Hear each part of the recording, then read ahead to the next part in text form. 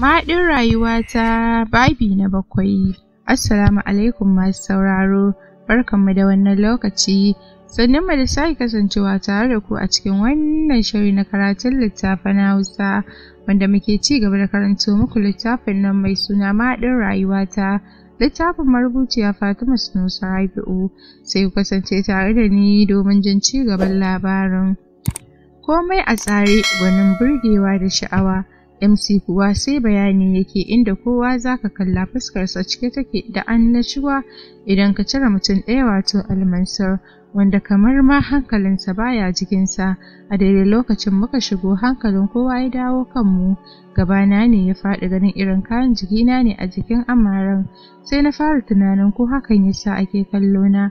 Haka muka samu guri muka zauna. Ƙasa na yi da kaina domin ganin yadda idanuwa suka yi yawa a kaina.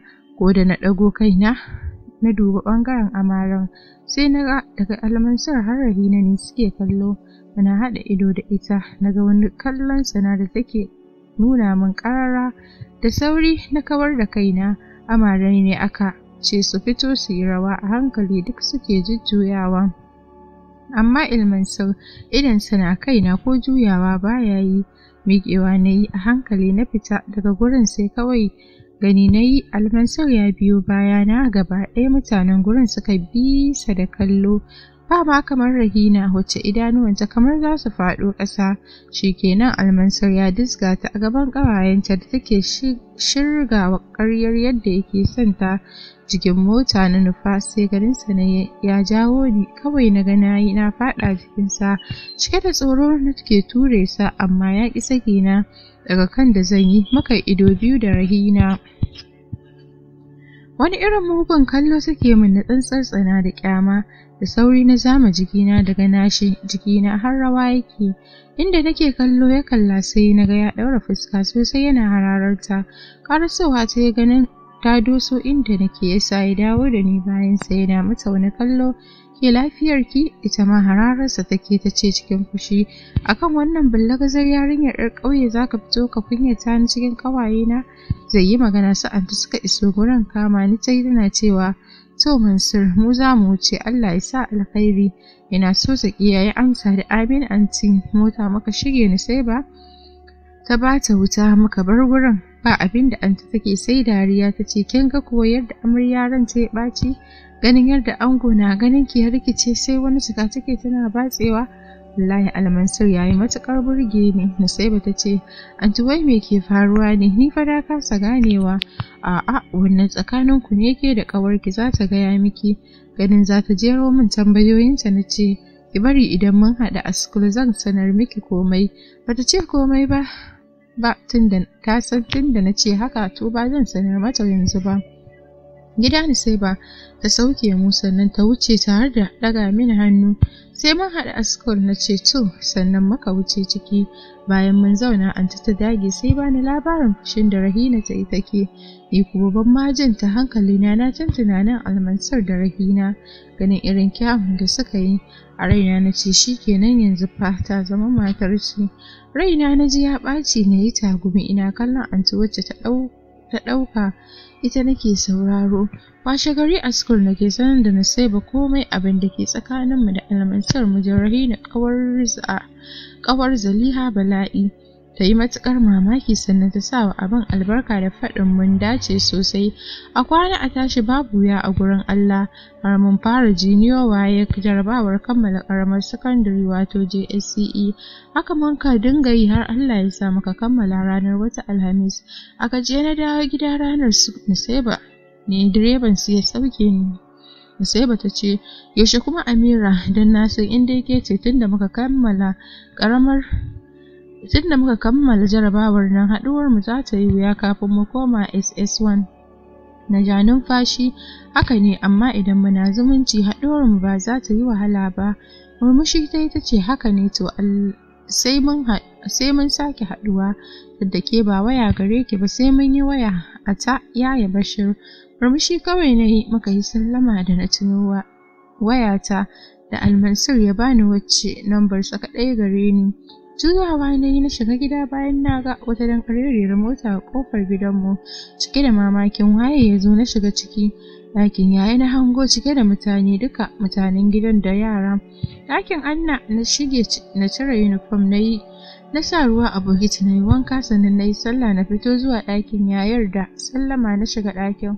Ummi na gani na, wato yayar su baba da ke aure Abuja, Hajiya Sakina, sai kakar mu baba da yake tana gurinta. Da gudu na karasa tare da kankama baba na ce, oyoyo baba ta da mun ke ce?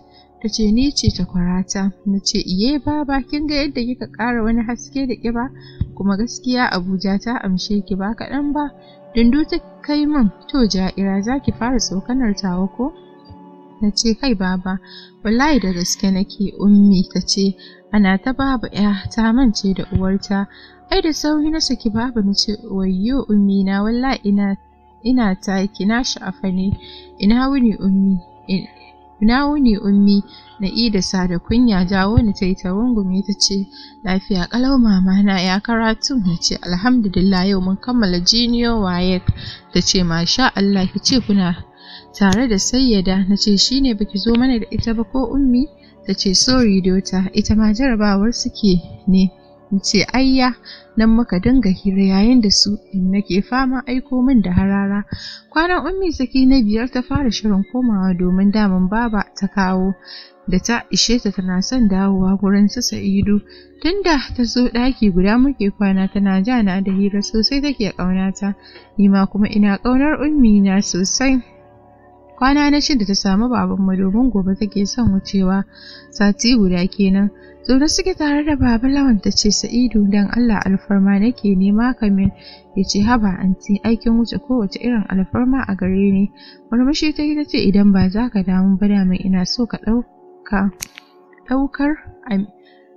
idan ba za ka damu ba damin ina son ɗaukar Amira ne, inda ta kammala JSCE ɗinta, sai mu wuce Abuja ta ci gaba da karatunta a can. Murmushi ya ce haba anti, to me a ciki, da ni da Amira duk kina da iko a kanmu.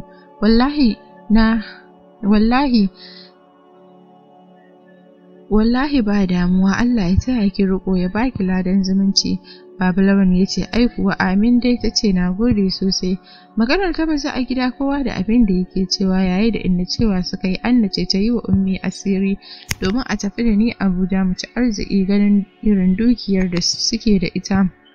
Anti kuwa ta yi murna da hakan, sai dai sosai take tunanin ya batun boyayyar soyayyar Amira da Almansur za ta kasance, domin sosai take son Amira ta aure Almansur domin tuni ta gano waye shi, domin kamfanin su take aiki, amma bata sanarwa da Amira ba, sai dai ce mata can ma Abujar tasa za ta ji daɗi sosai. Lokacin da Amira ta ji ba a ƙaramin tashin hankali ta shiga ba, domin ba ta son yin nisa da annarta da babanta, ga yayinta da anti, ga kuma masoyinta Almansur, ga kuma aminiyar ta Nusaiba. Washe gari da za mu tafi sosai hankali na ya tashi, ban gama yarda ba sai da na ga Anna ta shirya min kayana. Hawaye masu zafi suka zubo min sosai, ta min faɗa da kama mutunci na da nasihohi masu yawa. Haka ma anti, sannan ta danƙa min wayata ta ce idan kun isa ki kira Almansur da Nusaiba ki sanar musu. Ta ce to anti. A ƙofar gida ma na ƙanƙama yayata Maryam ina kuka, da ƙyar ta sa ni mota tana share mana hawaye da bani haƙuri. Ummi ta shigo mota muka daga zuwa Abuja, sosai nake kuka a moto. Jawo ni ummi ta yi, jikinta tana share min hawaye. Ta ce ki yi haƙuri ki yi shiru mama na, da can da nan duk ɗaya ne. Ni dai kasa cewa komai nayi, amma na daina kukan. Da haka muka ci gaba da tafiya har muka isa Abuja. Gaskiya gidan ummi ƙarshe ne wajen haɗuwa, komai gwanin kyau da tsari. Fakin direba yayi muka sauka zuwa ciki, inda na bi harabar gidan da kallo. Ba laifi, komai gwanin tsari. Babban haraba ne da motoci suke burjik a ciki, sun kusan 10. Fat 3 ne a gidan, babban shine na su ummi wanda ya fi kowanne girma da tsaruwa. Haka 2 ne, babban falo da kujerun alfarma sama da ƙasa, ga su bedrooms kyawawa masu yawa. Sama ne na Abu, sai ƙasan akwai bedroom na Husna, sannan na Sayyada da na Faruk, sai na ummi duk da ita ma a saman take, amma tana zama ƙasan kasancewar ba a bar yara kawai ba.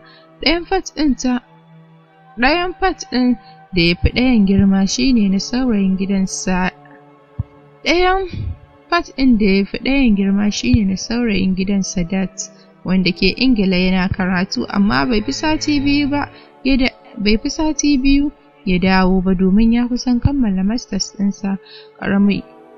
Ƙaramin ne na ma'aikatan gidan, shi kuwa mai gadi room ɗinsa yana kusa da gate, da haka muka shiga ciki. 'Yan mata biyu zaune a falon suna kallo, sai namiji ɗaya muna shigowa suka tashi da sauri tare da runguma ummi suna mata oyoyo. Sayyada kuwa tana gani na ta kankame ni cike da murna.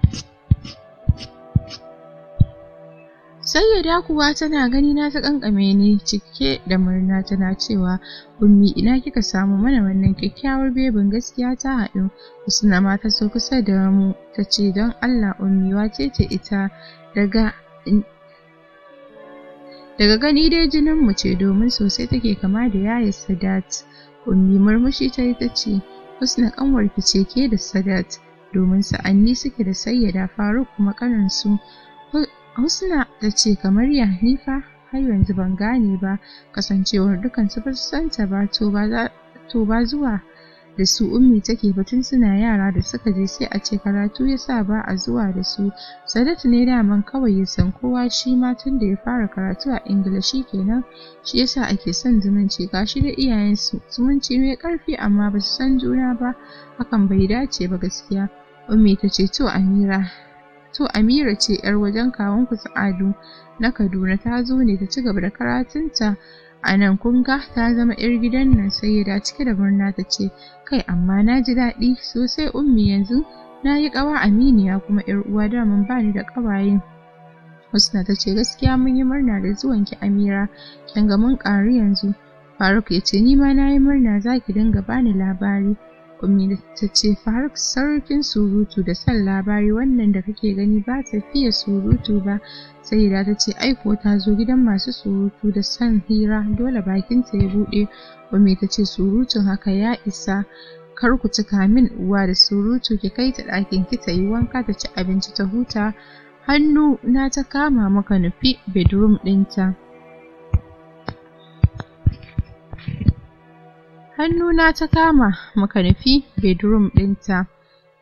Gaskiya alhamdulillah ina jin daɗin zamana a gidan su Sayyada, da suna nuna min ƙauna tsantsa. Kowa so na yake a gidan. Abban su ma da ya dawo ya yi farin ciki da gani na. Kuɗi sosai ya ba Husna, ya ce gobe ta kai ni supermarket na zaɓi abin da nake so. Lallai na yarda, idan wani ya ƙi ka wani zai so ka. Gashi dai a gidanmu babu masu ƙaunata, amma daga babana sai annata da 'yan ɗakinmu sai ko anti, amma yau gani na zo inda ake matuƙar ƙaunata da nuna min tsantsar so da gata. Sosai jininmu ya zo ɗaya da na Sayyada, kowane lokaci muna tare. Wata na guda a Abuja, amma na yi fresh, na yi kyau kamar ba ni ba. A daidai lokacin ne kuma aka saka mu wata tadajiyar makaranta ta yaran masu da shi, ni da Sayyada, domin duka tare muke mu uku. Direba ke kai mu, Sayyada da ni da kuma Faruk wanda yake JSS1. Gaskiya Alhaji Mas'ud Salisu, wato abinsa Sayyada, yana da matuƙar mutunci. Asalinsa Bakatsine ne, harkar siyasa ce ta dawo da shi Abuja. A wani mitin da ya je Kaduna ya haɗu da Ummi Sakina, ya nuna yana son ta, kuma ita ma ba a ɓata lokaci ba ta amince, har manya suka shiga ciki aka yi musu aure. Sun yi zaman so da ƙauna sosai a tsakaninsu. Shekararsu 3 suka haifi ɗansu na farko, kyakkyawa son kowa, wato Sadat. Ɗan gata kenan kuma ɗan so wajen iyayensa daga Abbu har Ummi suna mugun son yaron nasu Sadat. Kwai ɗaya kenan a cikin miya, don matuƙar so suke nuna masa, wanda har ya kasa ɓoyuwa a gare su. Kowa ya san irin son da suke wa Sadat, har ma da kannansa. Sadat kyakkyawa ne na ƙarshe da 'yan mata ke yayi. Asma'u ke bin sa, wato Husna ta girme ta da shekara 5 sai Fatima wato Sayyida sunan mahaifiyar Abba ta ji, shi yasa ake kiranta Sayyida. Ita ma shekaru 7 ne tsakaninsu da Husna, sannan Faruk wanda Sayyida ta girma da shekaru 5. Sadat yanzu shekarunsu 28, Husna 23, Sayyida 16, Faruk kuma 11. Sadat ya kusan dawowa gida daga karatunsa. Husna na karatu a jami'ar jihar Kaduna. Wannan kenan. Tun ranar da muka zo, Ummi ta ga waya a hannuna ta amsa, kuma a gabana ta kashe wayar. Abin yana matuƙar damuna. Ina son in ji muryar Almansur da Nasiba, amma ba hali. Gashi ko kiran su ban yi, babure su san bana gari. Muna waya da gidanmu a wayar Ummi, amma rashin waya da Almansur yana damuna sosai. Ina son sanin halin da yake ciki, amma ba hali. Ina son tambayar anti, amma kusa da Ummi muke waya, ba nisa halin tambaya. Na rasa dalilin me yasa Ummi ta amsar min waya, ko da yake na ga Sayyida ma ba ta da waya, sai dai anti suna. Ni kuma ban haddace namba ɗin Almansur ba, bare na kira sa. Na saka abin a raina, hakan yasa nake cikin damuwa, domin ina son jin muryar masoyi na, abin sona. Na san a duk inda yake yana cikin damuwar rashin samun kirana. Wasu hawaye masu zafi suka zo min, haka nake wuni cikin 'yan kwanakin nan. Duk na tsangwami kaina har Ummi ta gano halin da nake ciki ta kira ni. Mama na, me ke damun ki? A 'yan kwanakin nan na ga duk yanayin ki ya sauya. Saukar da kaina na yi ƙasa, hawaye na biyo min, yana zubo min. Na yi saurin mayar da su na ce, Ummi, a 'yan kwanakin nan na ga duk yanayinki ya sauya. Saukar da kaina na yi ƙasa, hawaye na niyyar zubo min. Na yi saurin mayar da su na ce, Ummi, babu komai, ban yarda ba mama na, ki ce da kina son ɓoye min damuwar ki ne, amma ni na san akwai abin da ke damun ki, haka kawai ba za ki san kuma kanki ba. Hawayen da nake ɓoyewa suka zubo min da sauri ta riƙe ni. Subhanallah mama na, kuka kike yi? Me ya faru ne? Ki sanar da ni. Ganin yadda hankalinta ya tashi yasa na yi niyyar sanar mata. Na saukar da kaina ƙasa cikin girmamawa na ce, Ummi, daman wayar da kika amsa nake so ki bani. Zuba min ido ta yi sosai har na tsorata. Ta ce, Amira, wai wa ya baki wannan wayar ne? Gabana ya faɗi, na rasa amsar da zan bata. Ban yi tunanin za ta min wannan tambayar ba. Kafin na lalubo amsar bata, na ji ta sake jefo min wata tambayar da ta fita bayan rikitar da ni. Wai Sa'idu da Zainabu sun san kina da wayar nan kuwa? Tana nufin babana da Annata. Nan take zufa ta wanke min fuska. Na rasa me zan ce. Na yi da na sanin tambayar ta wayar nan. Ta sake cewa, Amira, tambayar ki nake domin tsari irin nawa ban yarda karamar yarinya kamar kina rike waya ba, domin yanzu duniya ta lalace. Abinda baka yi tsammani ba shi ake aikatawa cikin waya. Waya tana da matukar muhimmanci ta gurare da yawa, amma bangaren bataccinta yana da dama. Amira, wayar ki ba karamar waya bace, domin ko wayar da ke hannun Husna bata kai tsadar taki ba. Abin ya bani mamaki kuma ya daure min kai da na ganki da wannan wayar. Amira, ina son ki sanar da ni gaskiyar waye baki wannan wayar.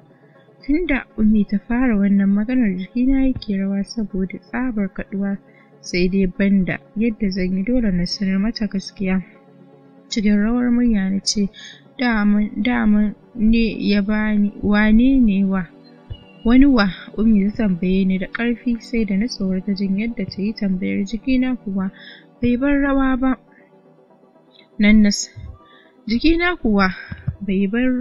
ba. To masu sauraro, bari mu dakata anan. Kasance tare da ni a cikin shiri na gaba domin jin ci gaban wannan labarin. Mun gode.